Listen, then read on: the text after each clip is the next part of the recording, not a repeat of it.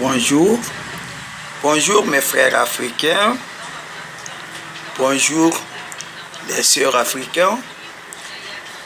Aujourd'hui, l'Afrique est en deuil, en plein deuil.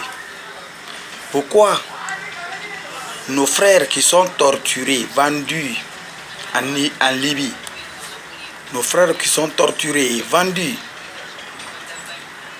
en Algérie, maltraités, jetés sous le sable. L'Afrique est en deuil. Pourquoi? Pourquoi tout ça en Afrique? Pourquoi tout ça? Pourquoi le retour de l'esclavage en Afrique? Pourquoi? Nous sommes en deuil. Nous sommes fatigués. Nous sommes fatigués de ça maintenant. Avant, on a lutté pour être libre en Afrique.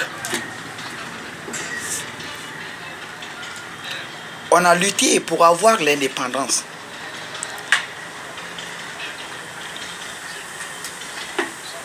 L'indépendance est venue. On nous a donné notre indépendance. On a aboli l'esclavage. Mais pourquoi encore le retour de cet esclavage en Afrique? Pourquoi? Où se trouve l'Afrique? Où se trouvent les dirigeants africains? Où se trouvent les dirigeants africains, l'Union africaine? Où se trouve la CEDEAO?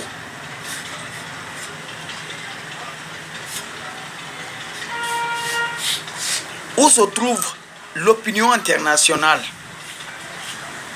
Quel est votre rôle? Qu'est-ce que vous avez décidé pour parler et pour chercher la solution à ce grand problème qui se trouve aujourd'hui sous la jeunesse africaine en Libye?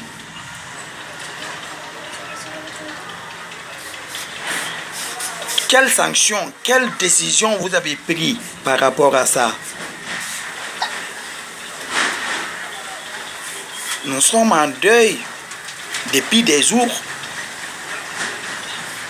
Nos frères sont torturés, tués, battus, jetés sur le sable. Ceux-ci meurent de faim, de famine, de soif. Mais je ne sais pas ce que pensent nos dirigeants aujourd'hui. Ce que pense l'opinion internationale par rapport à ce qui se passe aujourd'hui en Libye. Nous sommes en deuil. C'est triste. C'est triste de voir les enfants battus, les jeunes, mes frères jeunes, africains battus, vendus, torturés, mourir sous le sable. Oh là là, ça fait mal. Les responsables africains doivent se donner la main pour trouver solution à ce problème.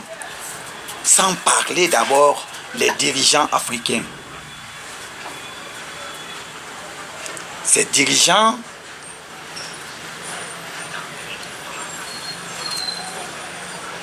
doivent trouver la solution à ce problème. Au lieu de trouver la solution à ces problèmes, ils s'occupent de leurs propres problèmes qui se trouvent dans leur cœur. Pas pour la jeunesse africaine. Pourquoi? Pourquoi s'occuper de la politique personnelle et non la politique africaine? La solution des différences africaines qui se trouvent sous le dos de la jeunesse africaine. Tout ça, le problème, c'est parce qu'il n'y a pas d'emploi en Afrique. C'est parce qu'on meurt de faim en Afrique peut-être. Je ne sais pas quelle est la solution.